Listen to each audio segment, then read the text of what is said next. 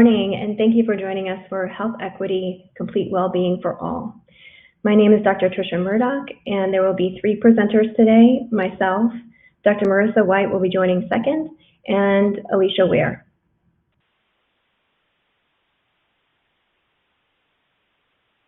The presenters declare that they have nothing to disclose.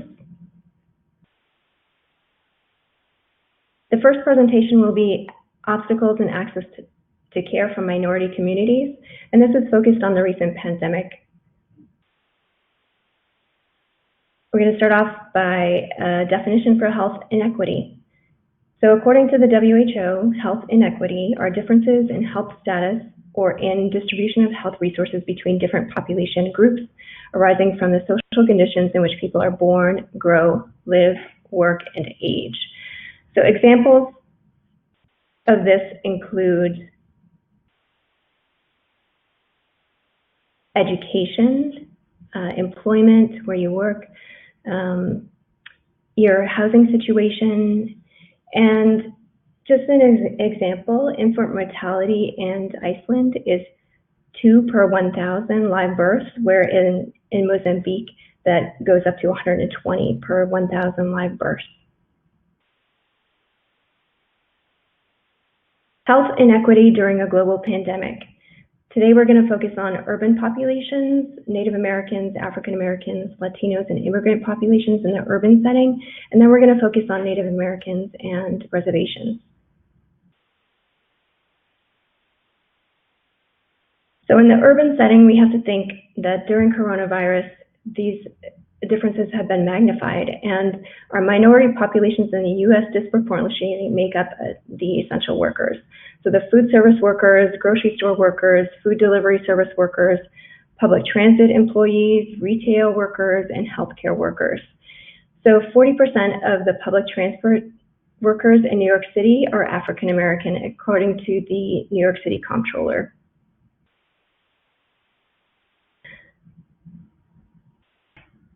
When we think about the background inequality, so chronic medical conditions, so we can think of things like diabetes and cardiovascular disease, access to care, so public transportation, and we know that about 34% of African Americans use public transportation as a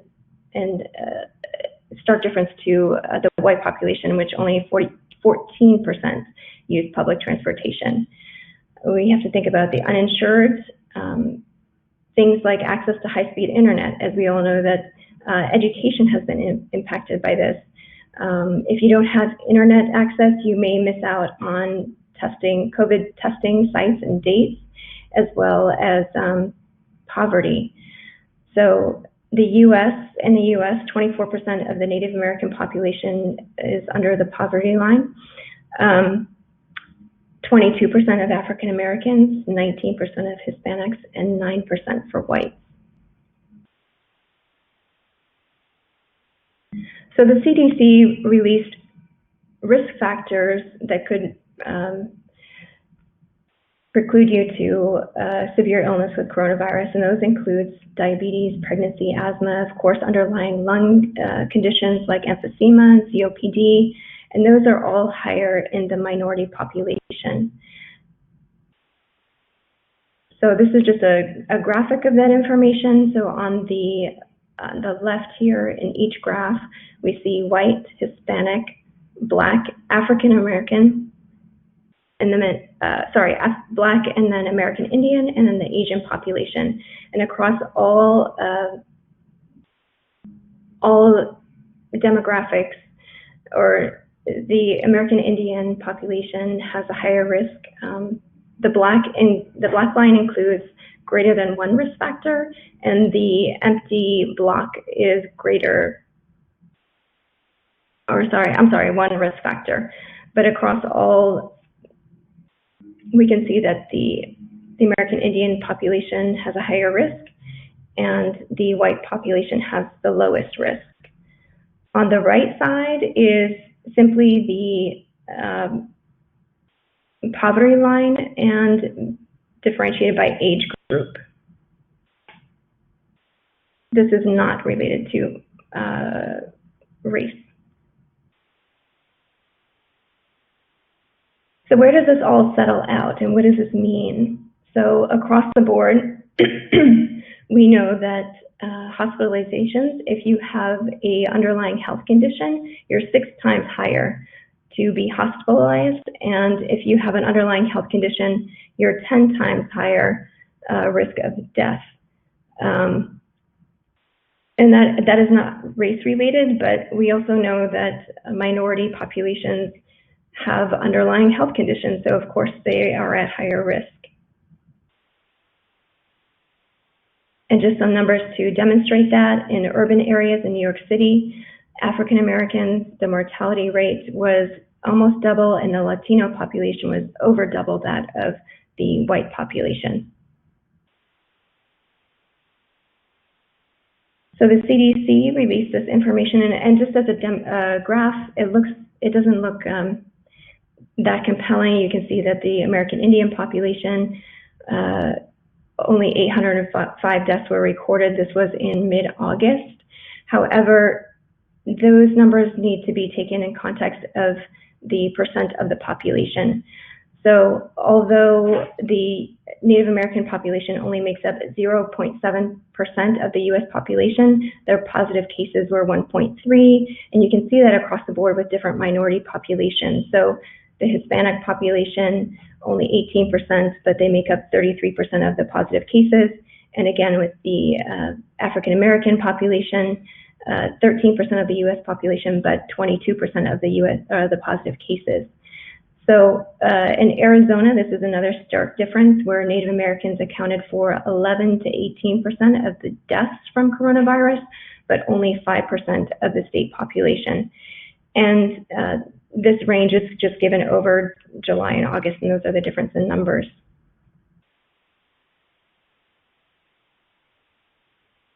Now we're going to switch to Native Americans and the reservation population.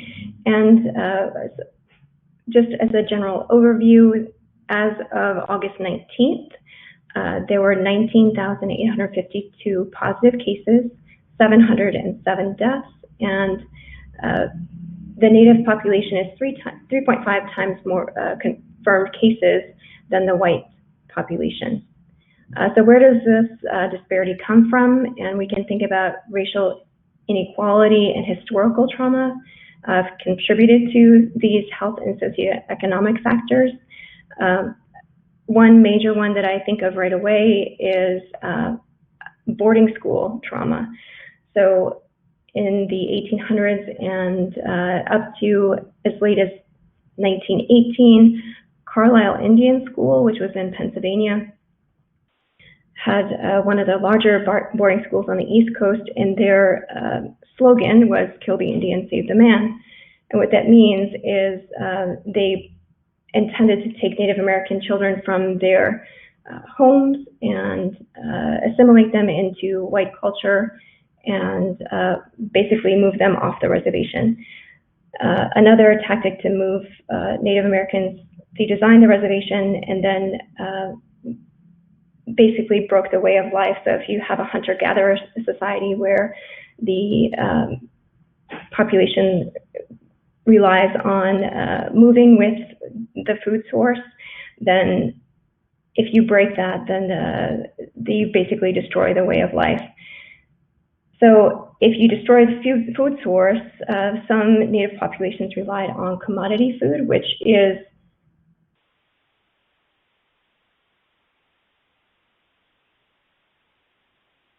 on government-sourced flour of lard composite and powdered milk are just examples. And if you have that sort of diet, then of course that's going to lead to things like diabetes and cardiovascular disease, historical trauma in terms of the residential schools had a history of mental, physical, and sexual abuse. And that can lead to things like drug addiction and drug abuse. Unintentional injuries are also higher in the Native American population, as well as assault and homicide, and unintentional self-harm or suicide. We also have to think about inadequate public health infrastructure within the Native American population, limited medical resources, and again, high rates of poverty.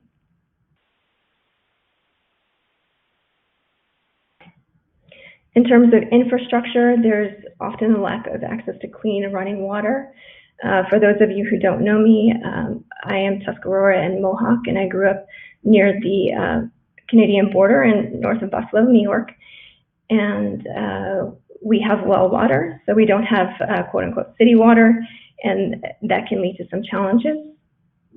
We also have to think about public health directives in non-English languages. So the Navajo community, only 30% of their homes are English only speaking, and that some of the elders speak Navajo only.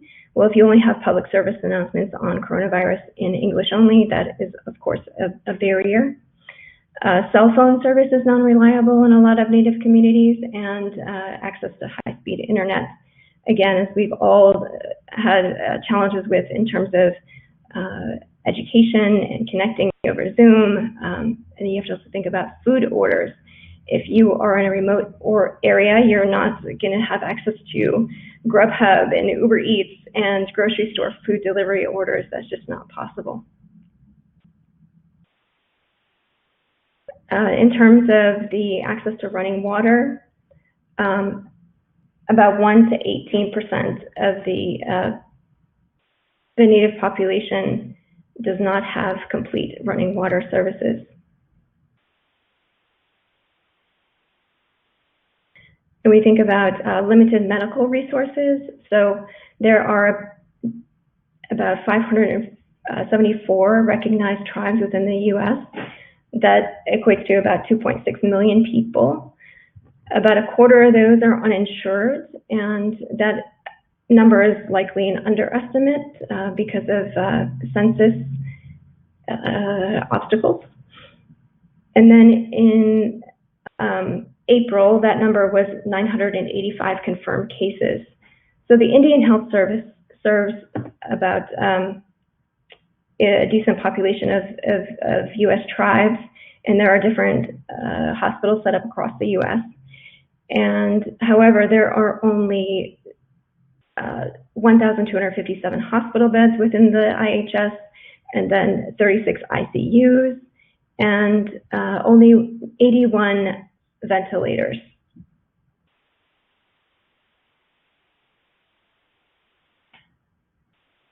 And I'm sorry, I just want to go back and say that the U.S. population is 5.2 American Indian persons, and the IHS serves 2.6 million.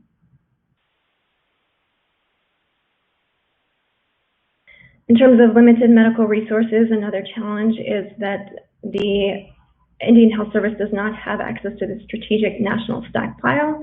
That is for states only. They do have access to something called the National Supply Service Center.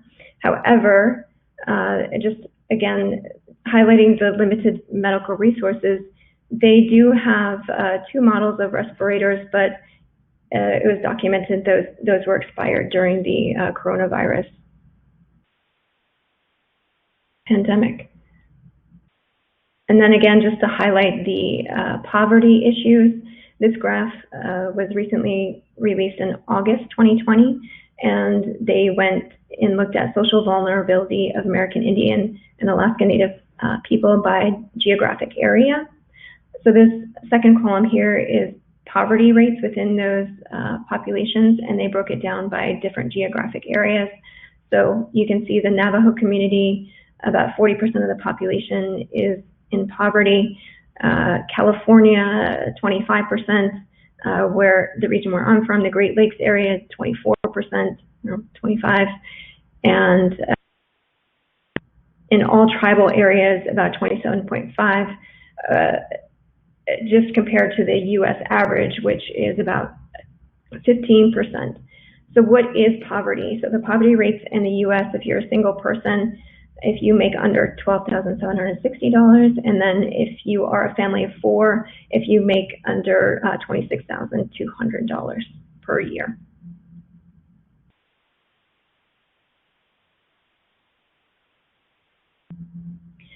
And then again, this chart just shows some of the challenges within the American Indian communities.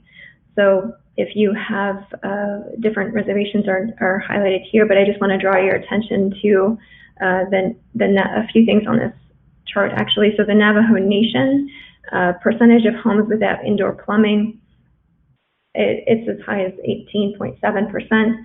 And so what that means is they looked at things, access to a sink with running water, access to a flushable toilet, and access to a shower. And so those three things, and if you had you didn't have access to any three of those, that number factored into this percentage here. Percentage of homes with greater than one person per room. You can see that the Pueblo and the Navajo Nation, in some papers, this didn't actually pan out in these more rural reservation areas, but of course we know that in urban areas that definitely plays a factor, and that was documented in other studies. Again, this goes back to the percentage of English-only households. So 30% have English-only, and in the Pueblo as well, that's about 34%. And again, if you're announcing public service announcements and information on coronavirus, that is, of course, a barrier. And just the numbers here, 599, and that was back in April. Of course, those numbers have increased since then. So this data as of August 16th, 2020, and the Navajo Nation spans 2 states. It spans Arizona and New Mexico. The red highlighted areas are, of course, their hotspots. They have a population of 173,000, and as of that date, they had 24 new cases and 480 deaths just within their community.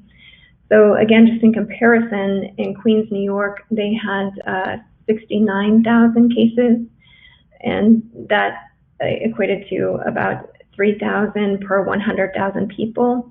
The Navajo Nation in Arizona, the Navajo County in Arizona had 5,452 cases, and that equated out to 4,915 per 100,000 people. So again, huge differences in terms of population. If you would like to find out more information and encourage your state to record race data on the coronavirus mortality, you can go to this website and you can find out if your state is recording race. What's interesting is that only about 40% of cases, coronavirus death cases, record the race. So make sure that your state is recording race data. And there is this phenomenon of being born Native and dying white. And what that means is on your birth certificate, of course, your parents are going to record your race. However, if I were to walk into a hospital and say that I didn't have the ability to speak for myself, somebody might assume that I'm white. I'm obviously fair-skinned. So I'm born Indigenous, born Native, but I die on my death certificate as white. For more information on things, urban information, so I went to medical school at the University of Washington and rotated through the Seattle Indian Health Board, which is a fantastic organization that serves the Native American community in Seattle. And if you would like to find out more information about them or donate to any of their services, you can find out more information here. And again, same thing, the Navajo Nation COVID-19 information. You can find out more information about their stats and health updates, and also if you would like to donate to their cause. So now I'm going to switch to Dr. Marissa White.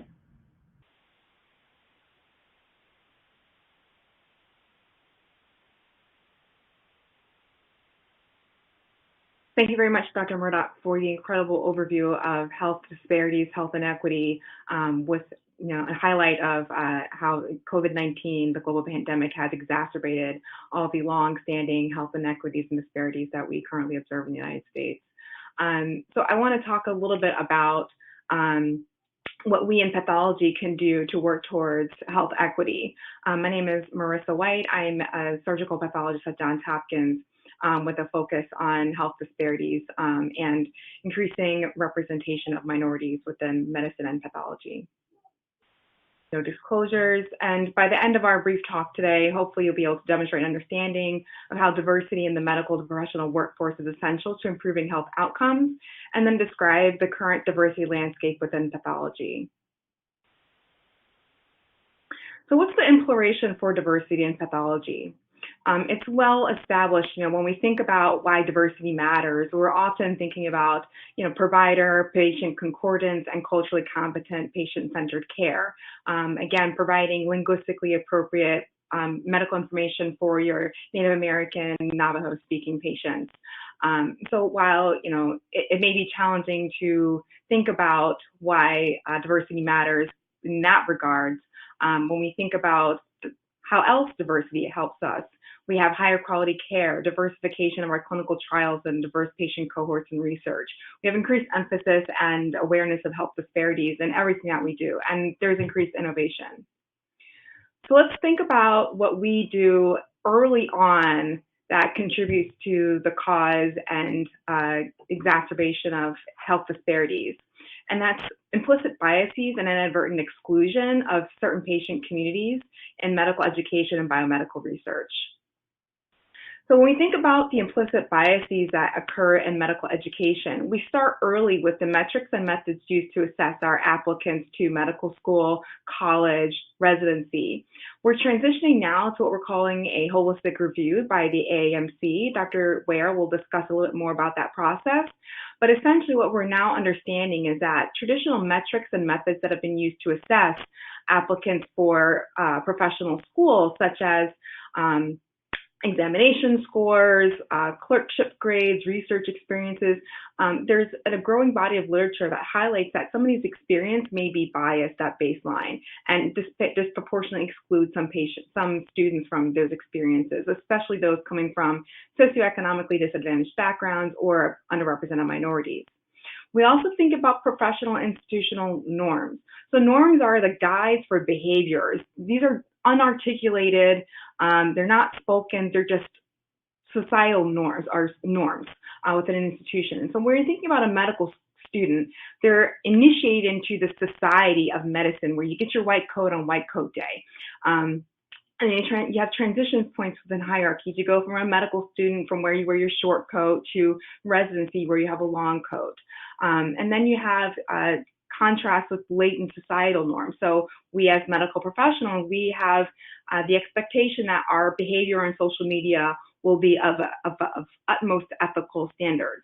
So there's all these professional and institutional norms which kind of ingrain certain behaviors and can reinforce and support certain biases. And just to highlight how these institutional norms can be pervasive, a study by Williams et al. Assessed 32 attributes linked to influences on bias, such as peer experiences and values, perceptions on altruism, knowledge, exposures, and they found that there are several potentially modifiable elements within training environments that are more common in schools that have students that don't show evidence of racial gender biases. So it goes to show that when you have professional institutional norms that support an inclusive and diverse an equitable environment, then the students become more aware of that. So that's the challenge where from day one, you have students becoming a part of this institution that has these norms that can, when not addressed, support and reinforce biases. And then you have a hidden curriculum. We talk about, your formal and informal curricula. So, that's, your actual curricular content, the reading assignments, the exams. Certainly there is some risk for bias in formal and informal medical education curricula, but when we talk about the hidden curriculum, that's where things can become even more challenging. And for medical students in particular, the hidden curriculum includes loss of idealism, adoption of like a ritualized professional identity, emotional neutralization, change in ethical integrity. So all these hidden curricula can contribute to reinforcement of biases. And then finally, educational resources. This is something that's becoming more prevalent in the medical education literature and in the lay media, especially with COVID-19. But we'll talk a little bit more about what these educational resources look like and how they can reinforce bias as well. But just to take a step back, I just wanted to highlight, again, how professional institutional norms can challenge recognition of bias. This is a recent paper that may have been, that you may have heard about in the lay media. This is by an author from UPMC assessing longitudinal diversity, inclusion, and equity within the cardiology workforce. And he basically provided this comprehensive review. We later on realized after, not we, the medical community, when looking at this paper, realized that it wasn't really scientifically valid because there are many misconceptions and misquotes with inaccuracies, misstatements, and selective misreading of source quotes. And in fact, this paper has since been retracted in the Journal of American Heart Association, with the editor-in-chief apologizing and regretting publishing this article. And this just goes to highlight, while this paper just represents one snapshot, the challenge is that this individual that publishes paper that has these inaccuracies and misstatements and misconceptions about the role of diversity and inclusion in medicine, this individual has been has been on faculty, and as a medical student, you might have rotated with them. So, you have to think about, it's not just what this paper means and it being retracted. It means that these perceptions are being shared across to other students and trainees. Looking at our education resources, I think the most notable example is in dermatology. There's limited and variable coverage of darkly pigmented skin in national dermatology conferences and textbooks. And just to demonstrate an example, this is a Lyme disease rash, and this is actually very real for me. I have a 4-year-old, and he had a couple of tick bites in the spring, and I honestly didn't know what a Lyme disease rash would look like for my son. And so this is an example of a case report in the literature highlighting how, this is your classic targetoid bullseye rash on white skin or lightly pigmented skin. And then this is what the same rash looks like on darkly pigmented skin. So this patient actually was misdiagnosed with being treated for cellulitis and had delayed treatment. So this just goes to highlight the challenges with even dermatology textbooks, and this extends beyond dermatology. It goes into multiple different spaces. When we think about implicit biases and inadvertent exclusion in biomedical research, we think about historically, our research study populations have been historically homogeneous, and that's the challenge. When you're looking at, I remember as a medical student learning about atypical chest pain, and atypical chest pain was for, women, African-American patients that presented with chest pain that felt more like reflux or more epigastric pain, as opposed to being that classic radiating pain that extends to your arm with kind of some radiation on your jawline as well. And just the language of being atypical is interesting because when you think about it, it's atypical because the study populations where heart disease and myocardial infarctions were initially studied on were predominantly white male patients. So it's not atypical, it's just that the study populations where they described chest pain in patients was initially homogeneous. We look at limited emphasis on health disparities. We'll go into a little bit more detail about that in a minute, but just to highlight that when you have, limited diversity within biomedical research, you have limited emphasis on health disparities. And then finally, institutional biases. This is more notable, where we find that students and trainees from backgrounds that are underrepresented in medicine are less likely to receive research awards from NIH, from NIH funding. And furthermore, applications for minority-serving institutions may not receive funding as equitably. So it's just goes to highlight that there may be some more long-standing institutional biases in terms of award grants, both to individuals underrepresented in medicine, and then based off the institution that the grant is, or that the grant application is coming from. So taking a step back again, when we look at racial disparities and our study populations, I think this is most profound in clinical trials. So even despite coordinated efforts mandated by the National Institutes of Health Revitalization Act of 1993, there's still profound disparities in clinical trial enrollment. And this is data published by Lurie et al. In JAMA Oncology, where they highlight that there are persistent disparities in enrollments in clinical trials leading to cancer drug FDA approvals. And we highlight that there not only is underrepresentation of Black and Hispanic patients, but there is also overrepresentation of White and Asian patients. And the implications of these are profound, where you already have well-described cancer disparities in these patient communities. And these could be further exacerbated by the potential absence of rigorous validation across a diverse patient subset, and also limited access to these opportunities. So it's twofold. You're not testing across a broad variety of patients, but then also you're having limited access to potentially,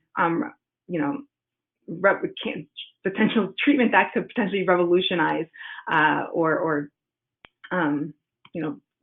cause or could be incredibly helpful for these patients. So the effects are twofold. And this just goes to highlight the educational content. This is data published by ASCO, where they developed a comprehensive plan to reduce cancer disparities. And one of their focuses was to increase the educational content. So this is a national organization pushing to increase the conversation about diversity, inclusion, and health disparities. And you can see that the number of poster sessions and educational sessions increased when they made a concerted effort to focus on health disparities research.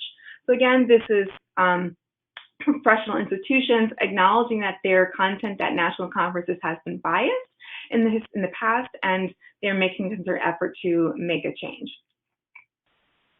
So what's the long-term effect of everything? The long-term effect is inadvertent exacerbation of health disparities.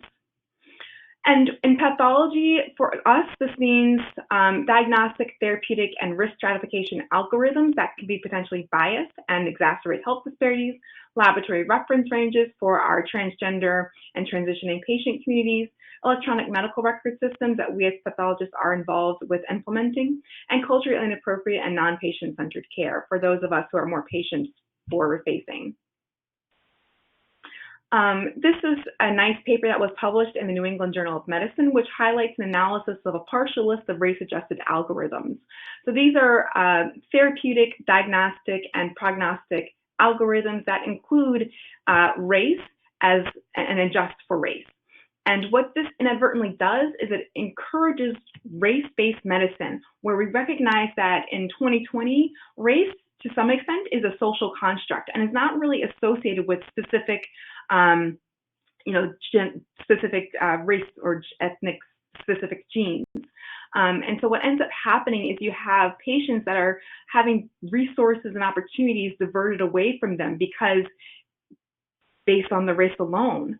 And the most notable example for us in pathology is EGFR, where you're estimating patients' glomerular filtration rate based off of their race. And the consensus is that, unfortunately, African-American patients are not recommended for transplantation based off of this race-based, algorithm that needs to be further validated. And then looking at a transgender non-binary patients, there are numerous limitations to healthcare access, including overt bias. But for us as pathologists, our failure to use preferred names, pronouns, gender identity in the clinical setting and or electronic medical record. So that's where we as pathologists can implement change. So let's look at our diversity landscape really quickly. Just to highlight, to make sure everyone's on the same page, the term underrepresented in medicine means those racial and ethnic populations that are underrepresented in the medical profession relative to the numbers in the general population. But for our purposes, African Americans, Hispanics, Native Americans are still regarded as underrepresented in medicine. So when we think about our pathway into medicine for an individual underrepresented in medicine, it may look very different. Again, keeping in mind that individuals have very different backgrounds. They might end up going to, earn an associate's degree first before going to undergraduate college. So you have to think about how the pathways for an individual underrepresented in medicine may look different. So this is our audience response question. What are some ways that a student or trainee could be lost in a pipeline into pathology? Thinking about all the different barriers that a student underrepresented in medicine could face along the way. And I'll just leave this here for some thoughts. So moving forward, pathology is a leader for resident and fellow representation when compared to other medical specialties. We can see here that we have almost achieved gender parity. Female representation compared to the entire GME pool.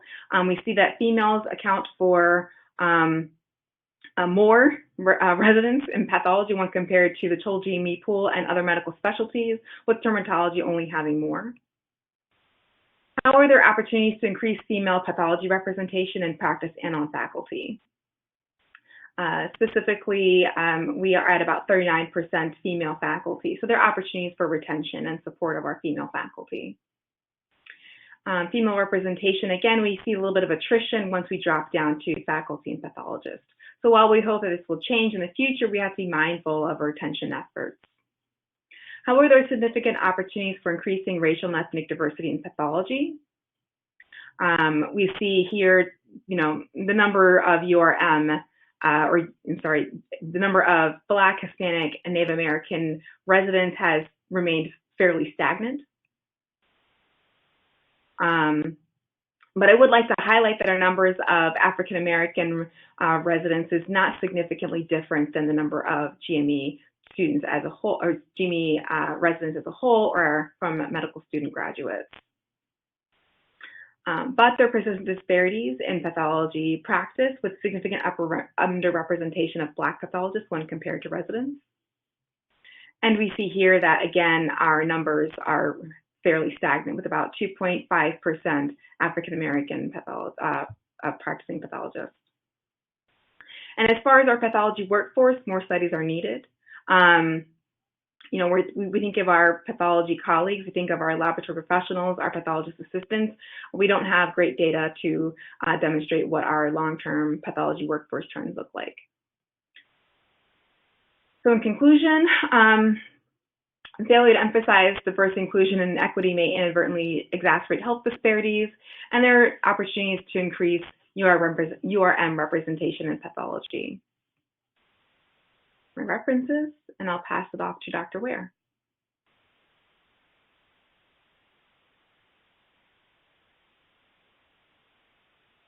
Thank you so much, Drs. Murdoch and White, on that wonderful introduction and why diversity and inclusion are important, especially within pathology.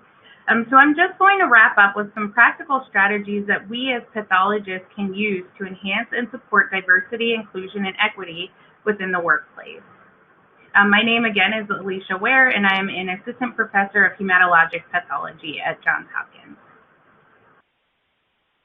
So some of the key strategies to support diversity, inclusion, and equity include sponsored outreach programs, a dedicated diversity committee within your institution, critical review of the metrics that we use to assess applicants for residency, fellowship, and for staff positions, increased inclusion and visibility of UIM employees and faculty or trainees during the interview process, and implicit bias education and bias literacy, particularly for those who are directly involved in the hiring process. Like Dr. White said, there are not many studies on pathology specifically with regard to programs and implementation of diversity, inclusion, and equity efforts. However, there is some precedence in this area, and our program in specific has found some success with involving ourselves in professional societies that have a large UIM membership, such as those listed here. We've also implemented specific residency and fellowship training program recruitment strategies, such as direct outreach, including visiting schools with large UIM student populations, or visiting organizations with a large UIM membership, and really just delivering a message about a career in pathology, all of the vast career opportunities within our field, as well as ways to engage the trainees in our program. We've also offered a funded rotation where medical students underrepresented in medicine can come spend a month or two with us and really have a very immersive experience within pathology to hopefully recruit future trainees. And in pathology, we also have a unique position to recruit staff, and it's still important that we recruit staff who are underrepresented in medicine. There are opportunities for direct outreach. Here in Baltimore, we have many local community partnerships with schools and training programs for technologists that cater to or serve a population of UIM trainees and staff. And interacting with those programs has really been a great way for us to improve our staff diversity. Having a dedicated diversity committee within your institution can help to promote the values of diversity for faculty, trainees, and employees, and facilitate the commitment to these values.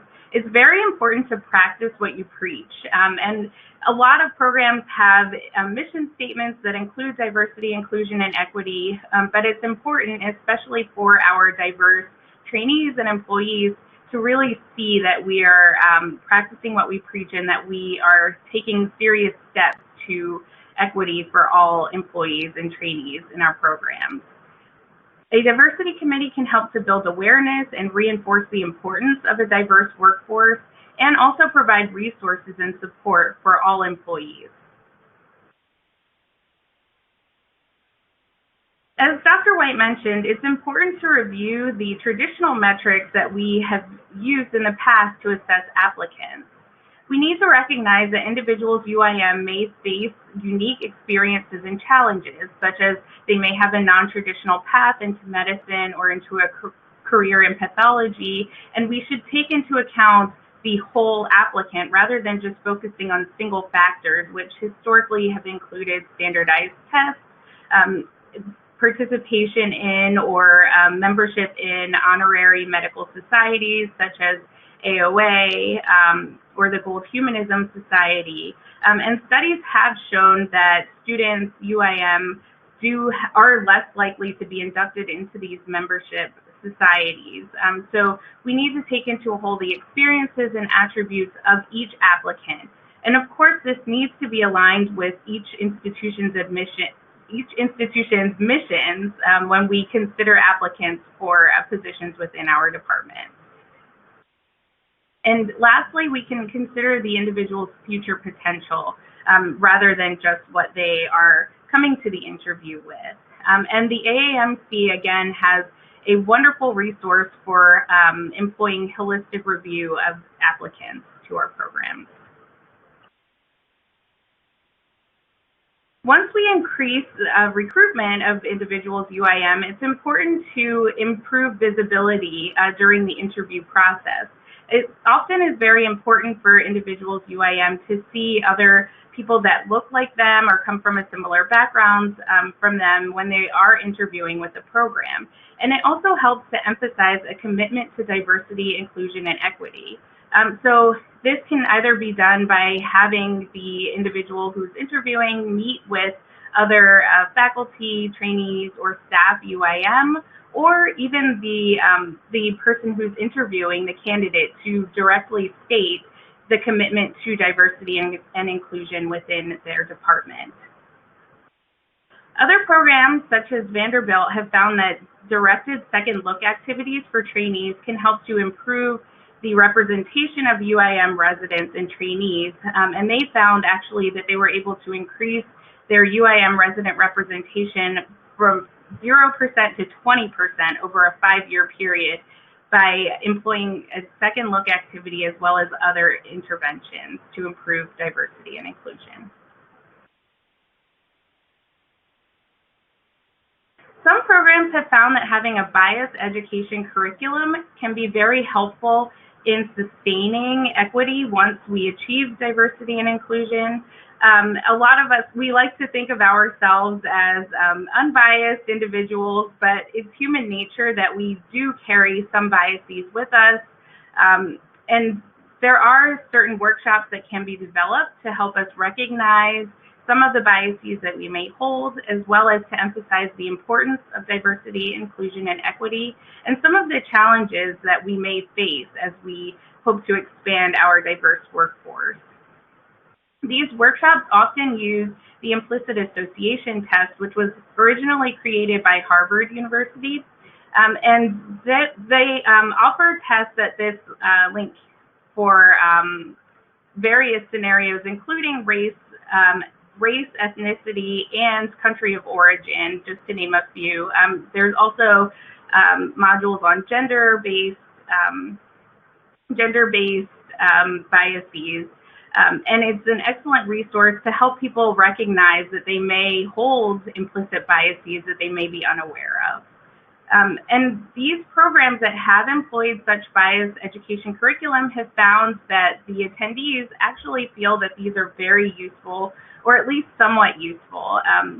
So one study by Carnes et al. Found that all of the attendees of their bias literacy workshop found it to be at least somewhat useful, and almost 3/4 found it to be very useful. And participants have noted that participation in the workshop helps to increase their knowledge and concern about discrimination, a personal awareness of their own biases, and improves their engagement in equity-promoting behaviors. So just to wrap up with a few pearls, some strategies such as sponsored outreach programs and increased visibility can help to improve UIM recruitment at the faculty, staff, and trainee levels. A critical review of the metrics that we use to assess applicants has been shown to increase the UIM applicant pool and to promote diversity. A dedicated diversity committee can help to assist in promoting the core values of diversity and inclusion. And implicit bias education curricula can aid in promoting equity-based behaviors. And I will leave you all with an audience response question of what strategies could be implemented within your workplace to help promote diversity, inclusion, and equity. Thank you very much.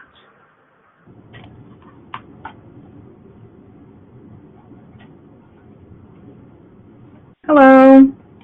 It's wonderful that so many of you joined us for our talks this morning, and we really appreciate your time. You guys have been submitting wonderful questions throughout the chat. I'm Merce White, and then Dr. Murdoch is here as well. So we'll try and get through your questions. I think Dr. Upton had asked a question initially about the recruitment of marginalized groups into clinical trials. And I think both Dr. Murdoch and I can talk a little bit about experiences within our communities. As many of you may be familiar with, the Tuskegee experiments where African-American patients with syphilis were not given antibiotics for syphilis. And so that's been a pervasive experience within the Black community, and there is still a lot of medical distrust. That is not the only example of issues where African-Americans were intentionally marginalized during clinical research. There's a lot of distrust. And so I think there are multiple factors that come into play when we're talking about when we're trying to explain why we see disparate enrollment in clinical trials for African Americans particularly. One, it includes distrust, but then also I think it includes potential biases that clinicians may have. You're looking, we're talking about where the patients are going for treatment. Are these patients going to large tertiary care medical centers, or are they going to community centers where they don't have access to clinical trial enrollment at baseline? Are the clinicians offering clinical trial enrollment, and are they providing information that is linguistically and culturally appropriate? So I think there are multiple layers that can attribute to why we're seeing the disparities in clinical trial enrollment for Black individuals. I think Dr. Murdoch can talk about some experiences in the Native American communities. So I think one of the most recent, is there an echo on my microphone? A little bit, but I think it's okay. Okay. One of the most recent is the Hawasapi in the Southwest. This was early in early 2000s, and so it's been, I wouldn't say resolved, but as late as 2011, 2012. So the Hawasapi, there was diabetes research going on.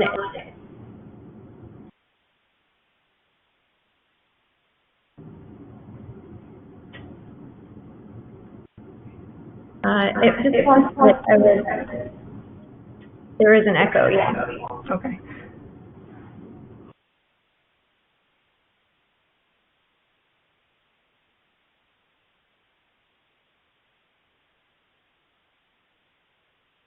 Okay, is that better?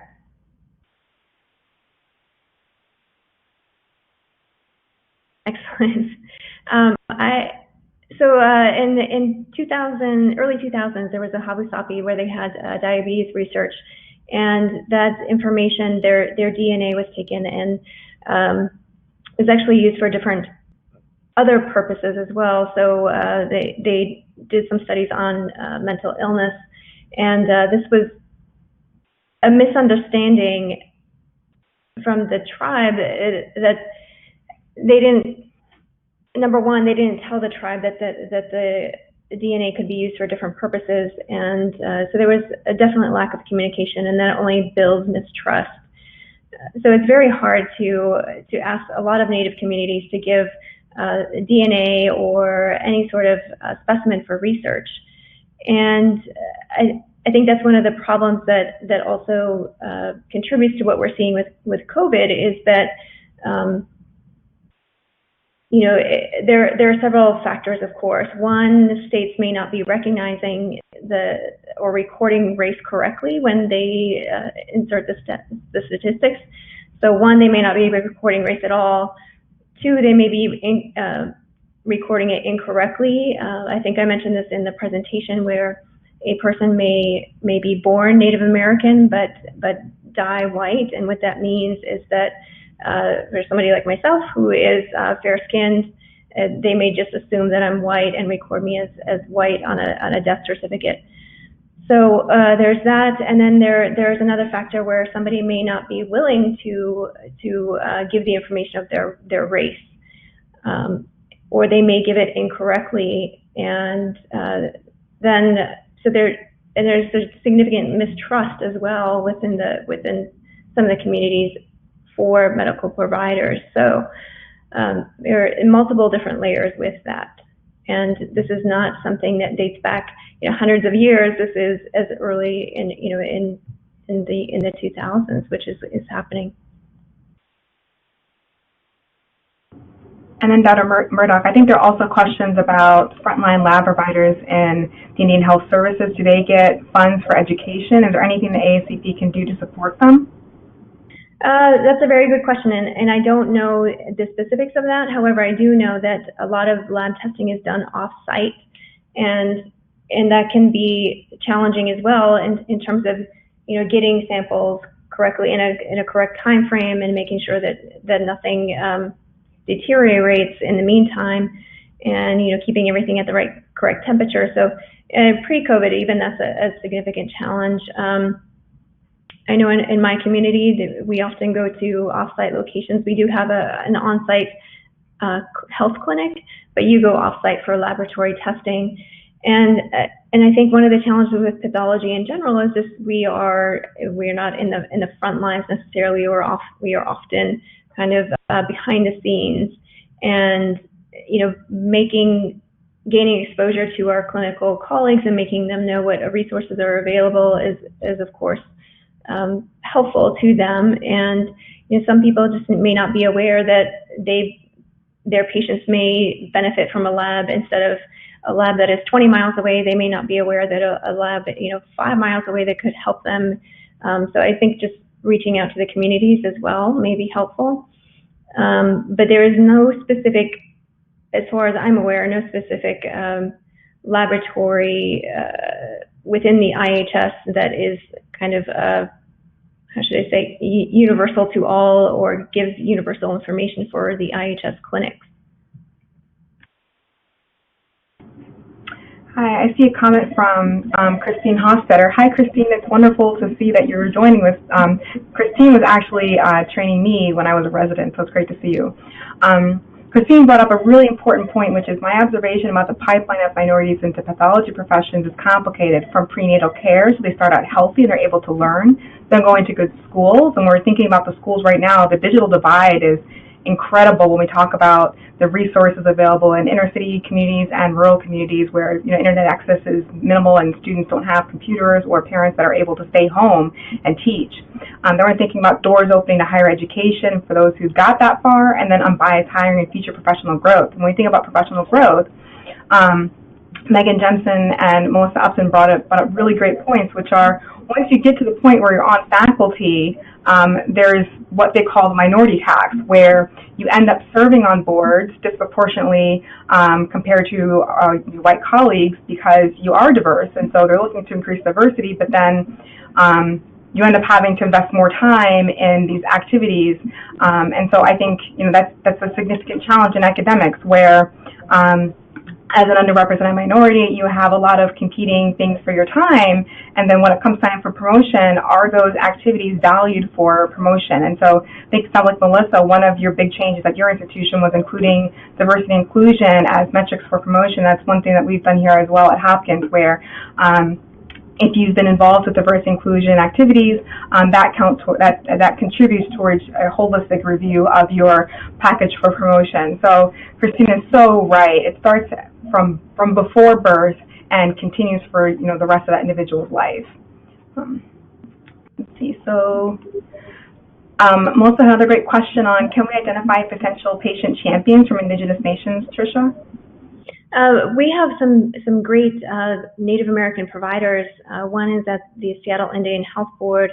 Her name is Abigail Echohawk, and she was on the most recent morbidity and the weekly report from the CDC regarding COVID. And we have several providers within the IHS that are on the front lines, and we have kind of in the thick of things, back in March and April, we had webinars regarding ways to get healthcare to some of our communities and kind of get the word out that some of the challenges were in terms of social distancing and that many of our communities are close knit, or you have several different generations living in one home. So just providing education that way through these webinars was very helpful. And yes, there are definite Native American healthcare champions out there, especially that has COVID has definitely highlighted, and Abigail is one of them.